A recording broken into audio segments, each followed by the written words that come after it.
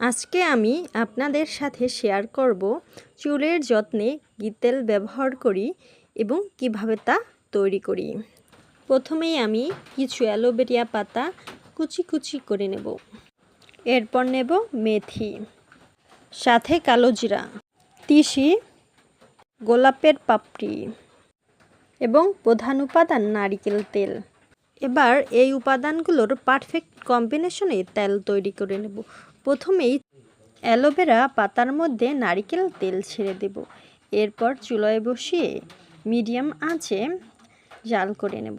কিছুক্ষণ জাল করার পরে দিয়ে দিব মেথি, কালো জিরা, দিয়ে দিব তিসি, এর সাথে দিয়ে দিব গোলাপের পাপড়ি।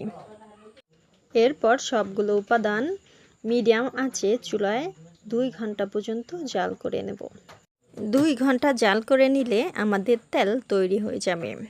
তৈরিকৃত তেল ছাঁকনি দিয়ে ভালো করে ছেঁকে নেব। আপনারাও এভাবে তৈরি করে তেল ব্যবহার করবেন, আপনাদেরও চুল পড়া বন্ধ করবে।